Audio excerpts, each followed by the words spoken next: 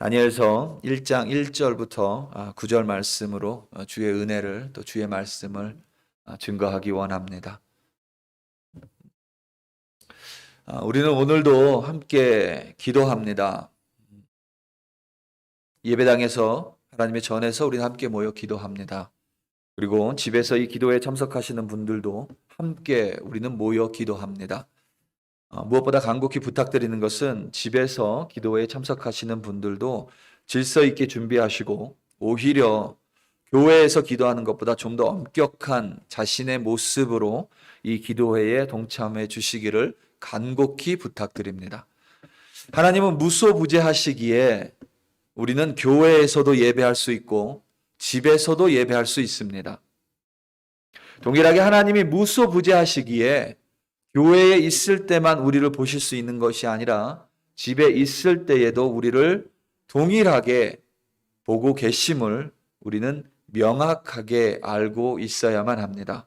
그것을 알고 있다면 집에서나 혹은 교회에서나 혹은 어디서든지 예배할 때의 우리의 모습은 반드시 동일할 수밖에 없을 것입니다. 동일한 모습은 무엇이냐면 어디에 있든지 상관없이 우리는 신령과 진정으로 하나님을 예배할 수 있습니다. 바로 하나님이 무소부재의 하나님, 내가 어디에 있든지 나와 함께 하시는 하나님, 그리고 무소부재하실 뿐만 아니라 전능하시기 때문에 내가 어디에 있든지 내가 신령과 진정으로 예배드린다면 하나님은 그 예배를 반드시 기뻐 받으시고 연락 받으실 줄로 저희는 믿습니다. 특별히 교회에 있을 때는 우리가 교회에 오게 되면 아무래도 자신을 좀 점검하게 되죠. 여러분 그렇지 않아요? 아무 옷이나 입고 올 수 없지요. 옷에서 좀 냄새 나는 것 같다. 그럼 좀 옷도 좀 갈아입고 오죠. 우리는 동일하게 여러분 집에 있을 때에도 사람은 내 옷에서 나는 냄새를 못 맡을 수도 있습니다. 집이니까. 하지만 하나님은 그 냄새를 또 맡으실 수도 있어요. 그렇기 때문에 집에 계실 때 혹시 집에서 이걸 참석하시더라도 조금 더 정돈하고 질서 있는 모습으로 이 기도회에 참석해 주시기를 간곡히 부탁드립니다. 말씀드린 대로 오늘도 우리는 쉬지 않고 기도합니다. 하나님께 서원한 대로 금요일 저녁에 우리는 함께 기도합니다. 기도하는 금요일입니다. 우리의 기도 가운데 말씀하시고 기도 가운데 응답해 주시는 하나님을 찬양합니다. 바로 그 하나님을 성경은 분명하게 증거하고 있습니다. 영적으로 지친 분들, 육체적으로 몸이 아프고 불편하신 분들, 정서적으로 피곤하신 분들 모두 전능하신 하나님께로 나와 그 하나님의 얼굴을 구하시기 바랍니다. 능력의 이름, 예수의 이름, 바로 그 이름을 붙들고 기도하는 우리의 간구에 하나님께서 반드시 응답해 주실 줄로 믿습니다. 아멘. 오늘까지 우리는 데살로니가 전후서를 묵상했습니다. 데살로니가 전후서 모두 짧은 서신입니다. 신약 성경 중에 가장 오래된 책이며 사도 바울의 서신 중에서 가장 초기에 쓰여진 편지입니다. 그 안에 여러 내용이 담겨 있지만 가장 중심 메시지는 간단합니다. 바로 마지막 때에 관한 하나님의 말씀입니다. 그것을 그리스도의 강림이라고 표현을 하건 그리스도의 재림이라고 표현을 하건 혹은 세상의 종말이라고 표현을 하건 어떤 용어이건 모두 동일한 때 그리고 동일한 사건을 이야기하고 있습니다. 그리스도의 강림은 언제인가? 종말의 모습은 어떠한가? 그때가 되면 죽은 자들은 어떻게 되고 살아있는 자들은 어떻게 될 것인가? 이런 류의 질문을 데살로니가의 성도들은 가지고 있었던 것 같습니다. 사도 바울은 성령의 계시로 말미암아 여러 가지를 언급합니다. 하지만 그 중에 가장 중요한 것은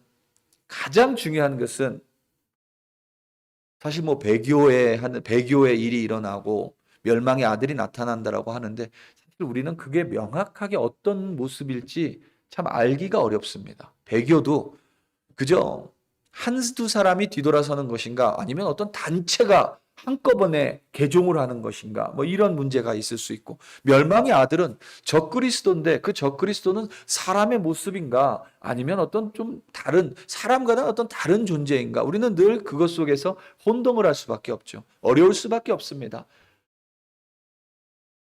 조금 명료하지 않을 수 있습니다.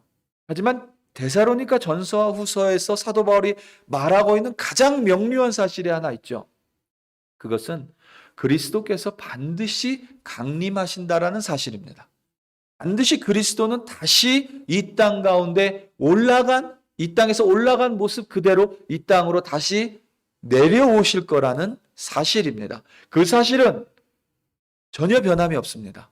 여기에 한 가지만 더 덧붙이자면 그리스도께서 아무 때든지 분명히 강림하신다라는 사실입니다. 이 사실을 명확하게 깨닫고 사느냐, 아니면 이것을 별로 중요하지 않게 여기며 맞아, 언젠가는 오시겠지, 예수님 뭐 언젠가는 오시겠지 라고 생각하며 사는 사람과 이 두 사람의 차이는 대단히 클 수밖에 없습니다.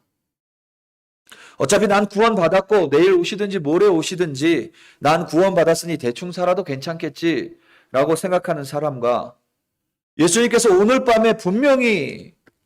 밤에라도 분명히 다시 오실 수 있으니 난 항상 깨어 하루하루 주님이 맡겨주신 이 시간 속에서, 삶 속에서 참된 주의 자녀로 살겠다라고 결단하며 살아가는 사람과는 그 차이가 하늘의 땅보다도 더 클 것입니다.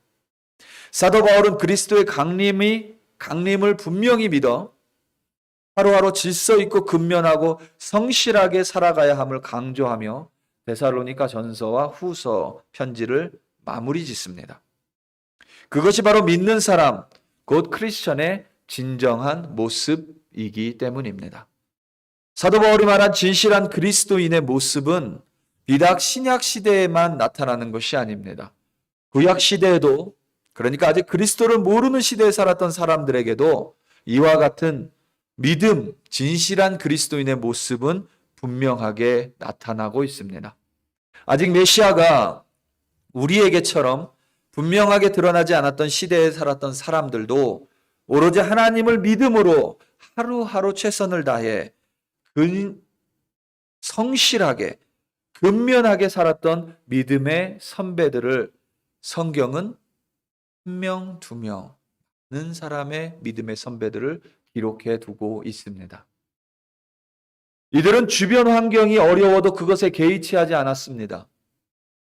오히려 주변 환경이 어려웠기 때문에 그들의 믿음은 우리에게 참된 믿음의 선배의 모범의 모습으로 살 수 있었습니다. 주변이 모든 것이 형통했기 때문에 그들의 믿음이 드러난 것이 아니라 오히려 어려웠기 때문에, 힘들었기 때문에, 오히려 고난 가운데 있었기 때문에 그들의 믿음은 번금처럼 밝게 빛날 수밖에 없었습니다. 바로 다니엘과 같은 믿음의 선배입니다.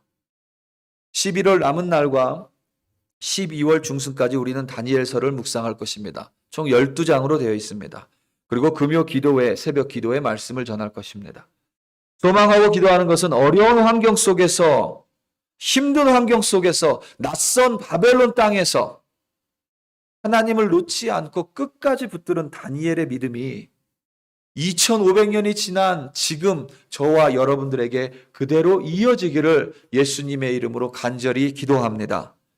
특별히 코로나 바이러스로 인해, 팬데믹으로 인해 많은 전문가들이 연말까지 특히 미국이 가장 어려운 시기가 될 거라고 예상을 하고 예측합니다. 제가 봐도 그렇습니다. 앞으로 좀 더 어려워질 것 같습니다. 좀 더 힘들어질 것 같습니다.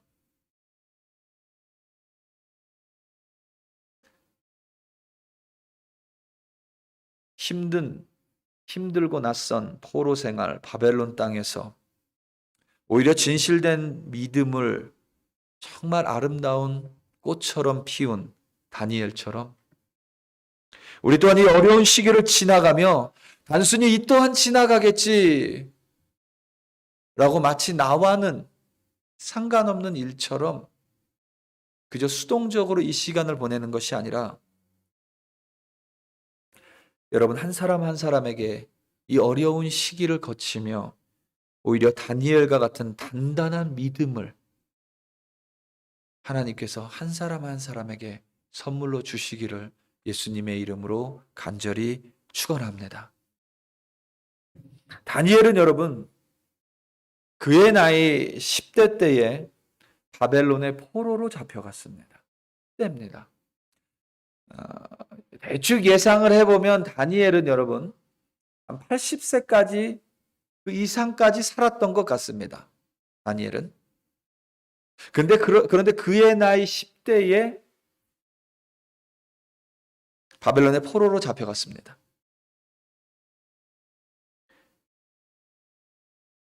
왜 대략 80세 이상까지 살았다고 예상을 하냐면 다니엘서를 이렇게 보면 다니엘이 10대 때에 바벨론에 잡혀가고 훈련을 받고 고관으로서 어떤 정치인으로서 뭐 이렇게 살아온 인생이 총 69년입니다.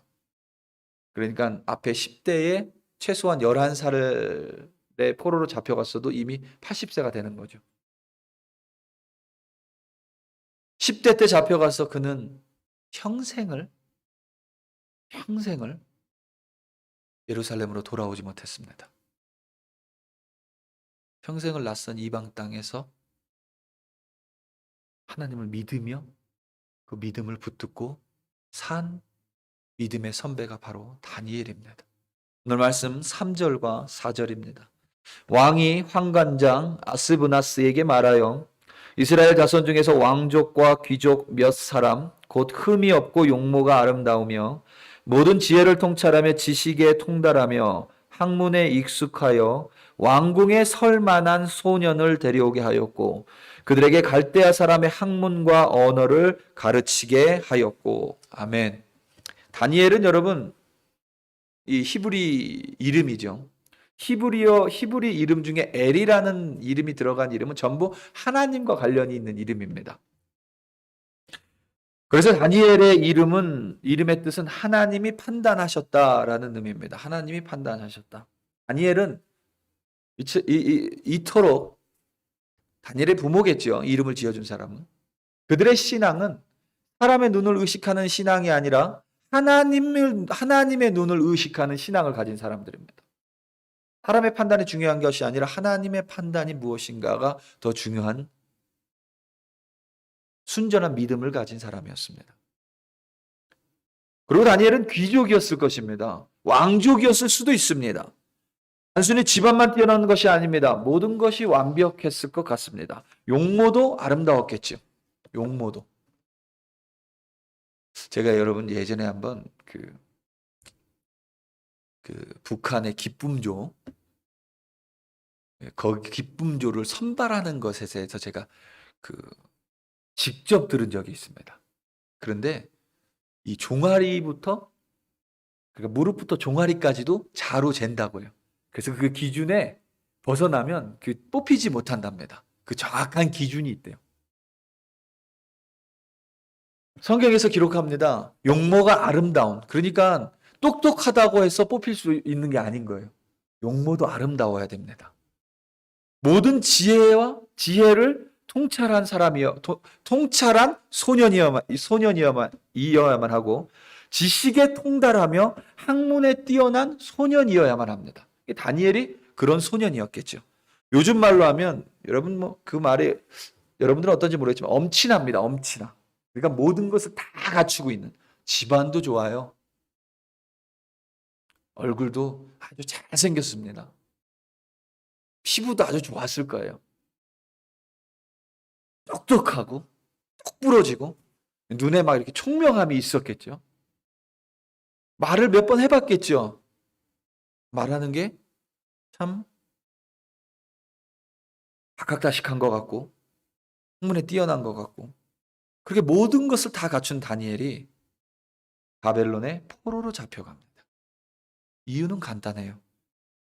바벨론은 제국을 확장하며 자신이 정복한 나라에서 귀족 혹은 왕족의 소년들을 바벨론 왕궁으로 끌고 갔습니다. 그래서 그들을 거기에서 입혀요. 먹힙니다. 철저하게 바벨론 사람으로 교육시키고 세뇌시킵니다. 뛰어난 인재를 완전히 바벨론 사람으로 만들어서 바벨론을 최강대국으로 유지하려는 바벨론의 전략이었습니다. 우리가 여러분 잠깐만, 다니엘 여러분 아주 뛰어난 대단한 소년이었다. 여기까지만 일단 딱 내려두시고 우리가 잠깐만 우리가 예레미야서를 묵상했던 때로 잠깐만 우리 한번 리마인드하고 리콜하기 원합니다. 제가 그때 여러분 예레미야서를 왜 제가 예레미야서를 얘기하냐면 예레미야와 다니엘과 에스겔 이 선지자들이 전부 겹칩니다. 같은 동시대예요. 그래서 그때 제가 설명드렸던 배경으로 잠깐만 돌아갑니다. 제가 그때 몇 가지 중요한 점을 말씀드렸죠. 하나는 왕 3명을 좀 기억해달라. 요시야 왕 다음에 김이 많으니까 여호야 김. 그 다음에 그 왕의 아들이니까 비슷한 여호야 긴. 그 다음에 여호야 긴의 삼촌이기 때문에 시드기야. 이렇게 제가 얘기했었죠. 여호야 김, 여호야 긴, 그 다음에 시드기야. 이 3명 왕이 있었습니다. 남왕국 유다의 마지막 3명의 왕입니다. 그리고 몇 가지 사건이 있었는데 바벨론이 이쪽에 있었죠. 이렇게 쳐들어옵니다. 예루살렘은 여기에요.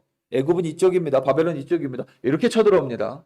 이렇게 쳐들어오니까 이 팔레스타인에서 막지 못하면 이 아수르가 막지 못하면 그대로 이스라엘을 치고 애굽 땅까지 내려오는 거예요. 그 애굽이 걱정이 되겠죠. 그래서 바벨론이 아수르를 칠 때 애굽이 아수르를 도와서 치고 올라갑니다. 그런데 요시야 왕이 굳이 안 막아도 돼요, 애굽을. 요시야 왕은 애굽을 막을 수 있는 실력이 아니었습니다. 그런데 굳이 요시야 왕이 막겠다고 가요. 그래서 애굽과 요시야 왕이 만난 데가 어디냐면 무깃도입니다. 그 무깃도에서 요시야 왕이 죽어요. 죽잖아요. 애굽에 진 거예요. 그리고 애굽에 올라가서 집니다. 이 바벨론에. 내려오면서 애굽이 어떻게 돼요? 성질이 나겠죠. 그러니까 자신이 원하는 왕을 이스라엘에 세워버립니다. 남유다 왕국에. 그 왕이 누구예요? 엘리야김입니다. 그러니까 애굽이 엘리야김을 세웠으니까 어떻게 했어요? 엘리야김은 바벨론을 싫어하겠죠. 그리고 애굽을 좋아하는 친애굽 정책을 펴게 됩니다. 그게 609년이에요. 예수님 오시기 전 609년. 친애굽 정책을 하는 엘리야김. 이제 엘리야김 4년째라는 말이 예레미야에 많이 나오죠. 4년째는 뭐겠어요? 그러니까 요시야 왕이 죽고 난 뒤 4년째에 다시 바벨론이 아수르와 이 팔레스타인을 치기 위해서 공격해 들어옵니다. 진격해 들어옵니다. 이게 엘리야김 4년째니까 605년이에요. 그때 또 애굽이 올라갑니다. 그 애굽을 완전히 초토화시켜버려요. 그래서 그 이후로 애굽은 다시 강대국이 되지 못합니다. 그게 605년이에요. 그러니까 609년에 여호야김이 왕이 됐죠. 4년이 지나고 나니까 605년 그것을 갈그미스 전투라고 합니다. 갈그미스 전투. 그래서 예레미야서에 보면 이 갈그미스 전투를 중심으로 하나님의 예언, 하나님의 말씀을 예레미야가 막 선포하기 시작합니다. 그래서 예레미야서에 보면 이게 많이 나왔죠. 여기 여호야김 다스린 지 4년째 되던 해 이런 말이 많이 나왔죠. 그런데 오늘 다니엘서를 보면 뭐라고 되어 있냐면 유다 왕 여호야김이 다스린 지 3년째 이렇게 나와 있습니다. 3년째. 그러니까 우리는 이걸 뭐라고 생각할 수 있냐면 유다 왕 여호야김이 다스릴 4년째가 605년이니까 이거는 3년째니까 606년인가 보다 이럴 수 있는데 이게 좀 우리를 헷갈리게 만드는 게 뭐냐면 여호야김이 다스린 지 4년째라고 되어 있는 예레미야서는 애굽과 이스라엘을 중심으로 적은 거예요. 그리고 바벨론에는 바벨론 달력이 따로 있죠. 지금도 태국은 태국 달력이 따로 있잖아요. 그런 것처럼 바벨론의 입장에서 봤을 때는 여호야김 4년이 아니라 여호야김 3년째예요. 이게. 다니엘은 바벨론에 살았기 때문에 다니엘은 바벨론에 살았었기 때문에 이것을 바벨론식으로 여호야김 3년째라고 적은 겁니다. 그러니까 예레미야서의 여호야김 4년째 그리고 다니엘서의 여호야김 3년째는 동일한 605년을 가리키는 거예요. 예수님 오시기 전 605년을 가리키게 됩니다. 바로 그때 말씀드린 대로 애굽이 올라갔어요. 바벨론이 치러 옵니다. 그 갈그미스 전투예요. 그때 애굽을 초토화시킵니다. 그리고 그때 바벨론의 왕 느부갓네살이 예루살렘에 들어와요. 그래서 여호야킴이 말씀드린 대로 친애굽이라고 했잖아요. 여호야킴한테 뭐라고 얘기했냐면, 야, 이제 친애굽 그만두고 이제 우리에게 조공을 바쳐라. 그래서 엘리야킴이 조공을 바칩니다. 그리고 후에 엘리야킴이 조공을 바친 걸 그만둬요. 그래서 다시 바벨론이 넘어옵니다. 그래서 바벨론의 시드기야 왕이 다시 세워지는 거예요.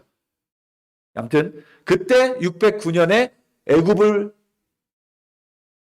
애굽을 공격하고 바벨론 왕이 다시 남유다 왕국 예루살렘으로 들어옵니다. 그때 605년에 성전에 있는 기물, 성물을 가지고 가요. 오늘 말씀처럼. 그리고 자신들의 신전에다가 그것을 보관합니다. 그리고 그때 포로들을, 다니엘을 비롯한 다니엘의 친구들, 그러니까 소년들, 왕족들, 귀족들, 뛰어난 인재들을 싹 잡아가요. 그것을 성경에서 우리가 1차 포로라고 부릅니다. 1차 포로. 5절 말씀입니다. 또 왕이 지정하여 그들에게 왕의 음식과 그가 마시는 포도주에서 날마다 쓸 것을 주어 3년을 기르게 하였으니 후에 그들은 왕 앞에 서게 될 것이라. 아멘. 이들을 데려가서 아직 어린 10대 소년들입니다. 아직 몸도 어리겠지만 그보다 그들의 내면이 아직 무언가가 잡히기 전인, 그러니까 그들의 철학 혹은 그들의 정체성 혹은 내가 누구인가, 정체성이라고 말할 수 있겠죠. 그런 것들이 아직 내면에 무엇인가가 잡히기 전에 10대 소년들입니다. 왜 바벨론이 똑똑한 20대가 아니라 데려가면 바로 사용할 수 있는 20대가 아니라 왜 10대 소년들을 데리고 갔겠어요? 20대는 여러분 이미 정체성이 어느 정도 확립이 됩니다. 자기 내면의 철학이 잡혀요. 그것을 깨트리는 게 어렵습니다. 하지만 10대는 아니에요. 10대는 항상 여러분 고민이 많죠. 항상 10대는 질풍노도의 시기라고 하죠.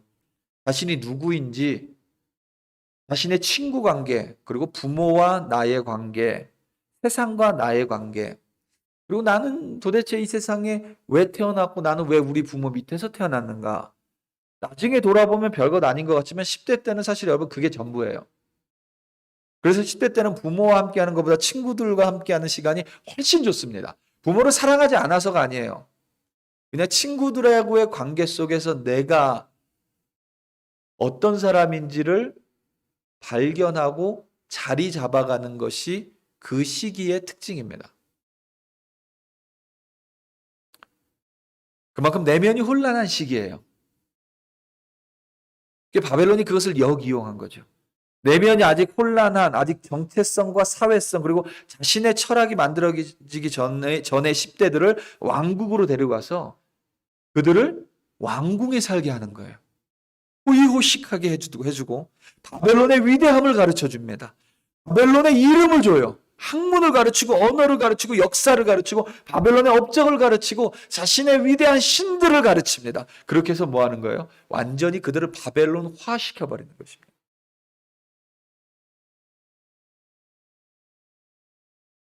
우리가 다니엘을 말할 때 여러분 항상 사자구를 떠올리면서 그저 그의 믿음이 정말 강했다 이렇게 여길 때가 많은데, 여러분 다니엘은 그런 믿음의 사람 이전에 아직 어린, 그리고 약할 수 있는, 내면이 혼란하고 불안할 수 있는 어린 10대 소년이었다라는 것을 우리는 반드시 기억해야 합니다.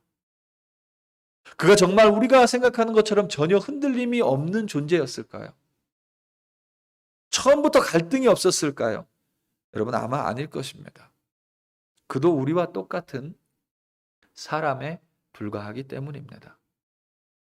10대의 다니엘은 오히려 여러분 우리가 겪었던 10대보다 더 힘든 10대를 경험하고 겪었는지도 모릅니다. 왜냐하면 여러분 생각해 보세요. 10대 때 다니엘은 그의 나라가 공격당하는 것을 두 눈으로 확인합니다.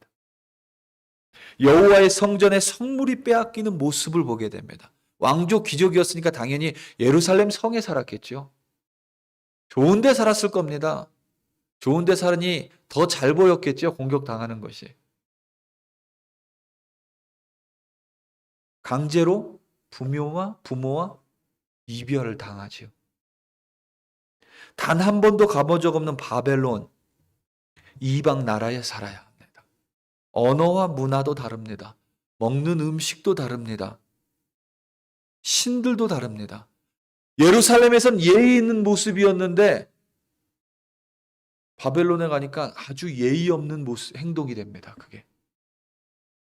모든 삶의 방식이 다른 곳, 그는 바벨론으로 끌려갔습니다. 여러분, 마치 여러분들이 처음 미국이나 혹은 처음 독일에 갔을 때를 한번 떠올려 보시면 훨씬 더 빨리 다니엘이 얼마나 어려웠을까 우리는 피부로 이해할 수 있습니다. 여러분, 처음 독일에 갔을 때, 처음 미국에 갔을 때, 저는 처음 외국에 나간 게 뉴질랜드인데, 독일이나 미국이나 여러분들이 처음 가셨을 때 한국에 얼마나 알려져 있었겠어요? 독일이라는 나라가. 또 미국이라는 나라가 얼마나 알려져 있었겠습니까? 그때 당시에. 한국에는 여러분, 뭐 독일은 빵집하고 맥주집 그밖에 없죠, 독일은. 여러분, 기생충 영화 혹시 보셨어요? 기생충 영화? 다 혹시 보셨는지 모르겠는데 마지막 부분에 우리는 별로 웃지 않는 부분이 있습니다. 그런데 유럽 사람들, 특히 독일 사람들은 이 마지막 부분에서 정말 많이 웃었대요. 그리고 독일 사람들이 봉준호 감독을 극찬했었던 것 중에 하나가 뭐냐면, 야, 어떻게 독일 사람들을 웃기냐. 이 극찬을 했대요. 그 부분이 어디냐면, 여러분, 영화 보신 분들은 좀 편하시겠지만 안 보신 분들은 그냥 좀 상상해 보시기 바랍니다. 마지막에 송강호 씨가 그 집에 갇히죠. 그 집에 이제 기생하게 되잖아요. 다 나오고 그 송강호 씨가 이제 지하에서 숨어 살면서 그 집에 누가 새로 이사 와요? 독일인 부부가 새로 이사 온다고 하죠. 그 이제 지하에 숨어 살면서 독일인 부부가 없을 때 몰래 위에 올라와서 냉장고에서 음식을 꺼내 가지고 내려가고 그 밑에서 이렇게 기생하면서 생활을 하잖아요. 마지막 장면이. 그때 송강호 씨가 아들에게 보낸 편지에서 뭐라고 하냐면, 아들아, 나는 잘 지고 뭐 이렇게 잘 지내고 뭐 이래 잘 지내고 있다. 독일 사람들이 새로 이사 왔는데 독일인이라고 해서 이 영화의 대사입니다. 독일인이라고 해서 다 소세지하고 맥주만 먹는 건 아니더구나. 이 부분에서 독일 사람들이 빵 터졌다고 합니다. 이 불과 2, 3년 전인데 우리는 여전히 독일에 대해서 사실 잘 모르죠. 그냥 독일은 소세지, 맥주, 빵, 뭐 이 정도. 근데 여러분들이 처음 독일에 갔을 때, 혹은 처음 미국에 왔을 때, 얼마나 알려져 있었겠어요, 이 나라가. 시간 차이도 사실 우린 정확하게 몰랐을 거예요. 우리 같은 소국 출신 사람들은 나라 안에 어떻게 시계가 달라? 이게 너무 놀랄 일이죠. 우리는 서울하고 부산하고 뭐 울릉도 가도 시간 똑같잖아요. 한 나라 안에서 시간이 다를 수가 있어? 저는 여러분 그게 굉장히 충격적이었습니다.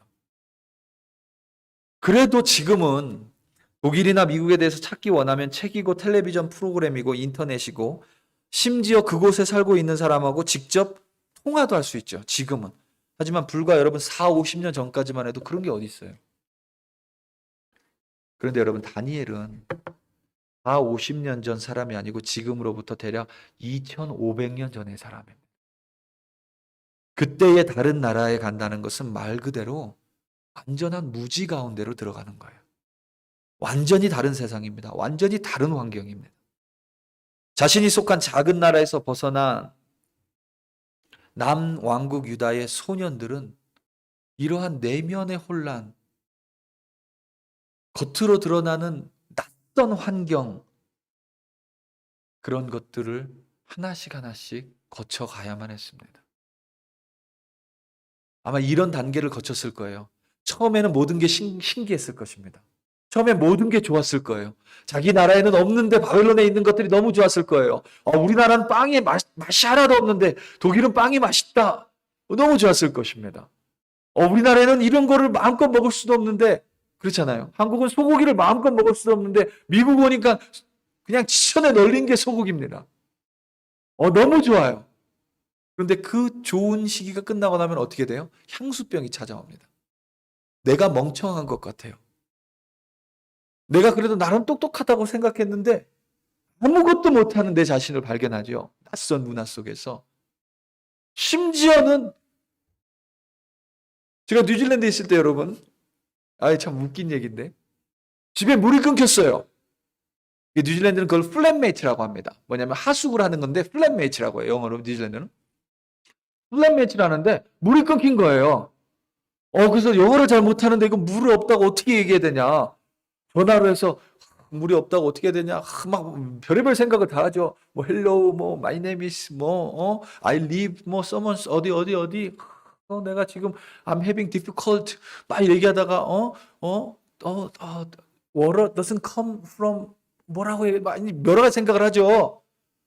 그러다가 집주인이 온 거예요. 그래서 제가 지금 물이 안 나온다. 그랬더니 그 집주인이 전화해서 정말 한마디 했습니다. 집주인이 할머니셨거든요. 집주인이 전화해서 한마디 했어요. 아파트였는데 하나에서 No water. 그게 끝이었어요. 그리고 이제 그쪽에서 물어보니까 대답한 거예요. 제가 그때 굉장히 절망했었어요. 그냥 No water라고 하면 될 걸. 뭘 그렇게 고민하고 신경 쓰고 그랬어야 됐나. 우리가 낯선 환경 속에서. 그러고 나면 제가 어떻게 느껴져요? 야, 난 뭐지? 참 나는 참 부족하고 뭐 잘하는 것도 하나도 없고 좀 오해받고 좀 자신이 멍청하다고 느껴지고 내가 살아온 문화와 새로 접하는 문화 속에서 중간에서 이러지도 못하겠고 저러지도 못하겠고 그냥 좀 재미로 하나만 더 말씀드리면 이 뉴질랜드 사람들 유러피언 사람들이 많으니까 설거지를 있잖아요. 어떻게 하냐면 뜨거운 물을 받고 거기에 이제 세제를 풀어요. 그리고 거기다 접시를 넣으면 우리처럼 이런 수세미가 아니라 이렇게 나무떼기에 달린 수세미를 몇 번 이렇게 휙휙 합니다. 그리고 그냥 그걸 걷어서 건조대에다 넣어요. 그걸 그대로 건져서. 이걸 헹구지를 않는 거예요. 근데 그럼 말을 못 하겠는 거예요. 그래서 저는 그거 접시 쓸 때 어떻게 썼겠어요? 내가 먹기 전에 헹궈서 접시를 쓴 거예요. 여러분 생각해 보세요. 한국에 있으면 야, 너 왜 그렇게 해? 그거 이상한 거야. 헹궈야지. 몸에 안 좋은 거야. 이렇게 얘기할 텐데 거기서는 왠지 모르게 내가 잘못된 것 같은 거예요. 내가 이상한 것 같은 거예요. 그래서 말을 못하고 그냥 내가 먹기 전에는 좀 찝찝하니까 그거 그냥 먹기 전에 헹궈서 먹는 거예요. 그런 환경이에요. 그게 여러분 불과 20년 전입니다. 2500년 전에 다니엘이 어떻게 했어요? 그 혼란이 우리가 이루 말할 수 없는 혼란이죠. 정말 정체성이 혼란스럽고 이제 부모가 보고 싶고 집이 보고 싶고 친구들이 보고 싶고 막 이제 이래집니다. 어려워집니다. 그리고 나면 이제 내면의 결단을 해요. 무슨 결단을 하냐면 신의 정체성과 문화를 버려버리고 새 정체성과 문화 속으로 내가 들어갈 것인가? 아니면 이 새 문화와 정체성은 상관없이 내 모든 것을 그냥 나는 간직하고 살 것인가? 아니면 그 중간이 또 하나 있어요. 뭐냐면 어중간하게 이조도조 아니게 살아가는 사람. 여러분 내적으로 혼란스러운 10대의 소년, 외적으로 아무것도 의지할 수 없는 10대 소년이 만약에 바벨론 사람이 되기로 결정하고 바벨론 사람처럼 더 바벨론 사람인 것처럼 행동하고 그 문화를 습득하는 것은 여러분 사실 하나도 이상한 일이 아니에요. 오히려 너무 어려웠기 때문에 그 어려움에서 나온 결과일 수 있습니다. 혹은 자신을 이렇게 만든 조국을 원망하고 오히려 더 자신에게서 남유다 사람의 모습을 없애려고 해도 전혀 이상한 것이 아닙니다. 혹은 더 높은 지위에 올라가서 남왕국 유다로 회복시키리라는 생각으로 겉으로 더 친바벨론적인 사람이 될 수 있어요. 그래도 뭐라고 할 수 없습니다. 왜냐하면 그만큼 힘든 시기이기 때문입니다. 그런데 다니엘은 이 모든 것을 다 내려놓습니다. 다니엘은 세상의 원망, 자신이 그렇게 된 데에 대한 하나님에 대한 원망, 세상에 대한 원망 다 내려놓고 또 자기가 성공할 수 있는 포부도 다 내려놓습니다. 그리고 그는 그 어렵고 힘든 낯선 땅에서의 삶에서 하나님을 선택하기로 결단합니다. 오늘 말씀 8절, 9절입니다. 다니엘은 뜻을 정하여 왕의 음식과 그가 마시는 포도주로 자기를 더럽히지 아니하리라 하고 자기를 더럽히지 아니하도록 환관장에게 구하니 하나님이 다니엘로 하여금 환관장에게 은혜와 긍휼을 얻게 하신지라. 아멘. 어렵고 힘든 포로지의 생활, 언제 끝날지 모르는 이방인의 생활, 여호와 하나님을 제대로 섬길 수 없는 매일매일의 생활에서 다니엘은 하나님의 말씀을 선택합니다. 여러분, 이것은 단순히 다니엘이 겉으로는 나는 이렇게 하지 않겠어. 겉으로는 마치 바벨론 사람처럼 하겠어. 하지만 내 내면은 하나님을 선택하겠어. 내 내면은 하나님의 믿음을 선택하겠어라고 결단한 것이 아닙니다. 다니엘은 하나님의 말씀, 지금으로 하면 당시에는 토라, 지금의 말로 하면 모세의 율법을 선택했습니다. 그리고 모세의 율법은 여러분 아시는 것처럼 내면의 결단이 아닙니다. 그것은 다시 내 정신적인 영혼의 결단이 아닙니다. 그것은 삶의 결단입니다. 매일매일 하나님의 말씀대로 행하겠다라는 매일매일의 삶 속에서의 행함의 결단입니다. 10대 소년이 내리기에는 굉장히 어려운 결단입니다. 그럼에도 불구하고 다니엘은 하나님을 믿는 믿음과 하나님의 말씀을 선택하기로 결단합니다. 왕궁의 호요식으로 자신의 배를 채우지 않기로 결단한 것입니다. 그것들로 자신을 더럽히는 것이 아니라 매일매일 하나님의 말씀을 지키는 행함으로 자신의 믿음을 지키기로 결단한 것입니다. 물론 상황은 전혀 다르지만 다니엘이 처한 상황, 그리고 우리가 지금 살아가는 상황이 어찌 보면 많은 부분 참 비슷합니다. 어렵고 힘든 포로지의 생활, 어렵고 힘든 이 팬데믹의 생활, 언제 끝날지 모르는 이방인의 생활, 언제 끝날지 모르는 이 팬데믹의 생활, 여호와 하나님을 제대로 섬길 수 없는 것 같은 매일매일의 생활, 지금도 사실 그럴 수 있죠. 예배하기가 힘들고 소그룹 모임하기가 힘들고 함께 교제하기가 힘든 이 힘든 생활. 하지만 다니엘은 그 상황 속에서 내일을 바라보지 않았습니다. 그 상황 속에서 10년 뒤를 바라보지 않았습니다. 그 상황 속에서 나중에 내가 성공하고 난 다음에 내를 바라보지 않았습니다. 그 어렵고 힘든 상황 속에서 바로 그 순간 속에서 다니엘은 하나님을 붙들기로 결단했습니다. 그리고 그것은 말씀을 단순히 선택하는 것이 아니라 말씀대로 살기로 결단한 것입니다. 하나님은 오늘도 우리에게 동일한 말씀을 하시는 것 같습니다. 어렵고 힘들고 언제 끝날지 모르는 상황, 코로나 바이러스라는 미중유의 사태, 단 한 번도 보지 못했기 때문에 어떻게 해야 될지 모르는 상황. 여러분, 남유다의 상황과 너무 비슷하죠. 그들은 절대 망하지 않을 것으로 알았습니다. 디지털을 신이라고 믿고 살았죠. 과학을 신이라고 믿고 살았습니다. 그들은 예루살렘 성전을 마치 하나님처럼 믿고 살았습니다. 절대 무너지지 않을 것이라고 생각했습니다. 하지만 초토화돼 버렸습니다. 디지털이 우리에게 너무 평안함을 줬습니다. 과학이 우리에게 너무 평안함을 줬습니다. 그런데 코로나 바이러스라는 보이지 않는 그 작은 것 때문에 과학과 의학과 모든 것이 다 무너져 버렸습니다. 지금 하나님은 우리에게 오늘 너는 누구를 선택하느냐, 누구를 선택할 것이냐라고 우리에게 묻는 것 같습니다. 사랑하는 성도 여러분, 우리 하나님을 선택하십시다. 이게 끝나고 나서 하나님, 이게 아니라 하나님 이게 좀 괜찮아지고 나면 그것이 아니라 지금 오늘 이 순간부터 하나님이 나를 놓아주신 그 자리에,